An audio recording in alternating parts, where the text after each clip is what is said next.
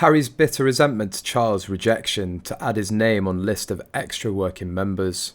King Charles III and his son Prince Harry, the Duke of Sussex, have struggled with their relationship over the last few years. The issue seemed to begin when Harry and his wife Meghan Markle, the Duchess of Sussex, went public with their allegations against the royal family and their choice to step away from their royal duties. When news broke that Harry had written a new memoir, his father allegedly felt betrayed. Christopher Anderson, author of a book centred around the life of Charles titled The King, told, "This is going to be another series of grenades that they're tossing into the palace. They're terrified, Charles and Camilla and the rest of them, about what Harry could say. Particularly because I understand the memoir has so much to do with his upbringing, the marriage of Charles and Diana. It's all viewed through this lens now." King Charles III reportedly plans to elevate the royal responsibilities of his sister Princess Anne and his youngest brother Prince Edward by adding them as councillors of state. The contributor Meghan Kelly discussed how royal experts believe Prince Harry may react to the news, despite choosing to no longer be a senior working royal. Miss Kelly told host Paul Murray, "Royal experts are saying he's going to be very deeply offended by King Charles's latest move. It's basically about King Charles needing a day off and who's going to substitute for him.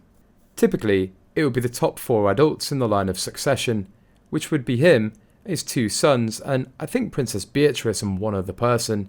In any event, it would be Prince Andrew. Charles has basically said Prince Andrew's out and Prince Harry's out, and instead add in my brother and sister, who are not in the top 4 in the line of succession. So he's subbing his brother and sister, who are active royals. Edward, not Andrew. They're active royals, they're in England, and they can do their job when on a day-to-day basis. Unlike Harry, who's, out there in Montecito with the Duchess of Duplicity. So he cannot do it, he shouldn't be offended. King Charles III and Prince Harry have had their share of problems over the last few years. Charles has struggled with Harry and his wife, Meghan Markle, Duchess of Sussex, making media appearances, while Harry was hurt by his father not allowing him to wear his military uniform to his grandmother's funeral. Some royal experts thought King Charles would strip Meghan and Harry of their titles.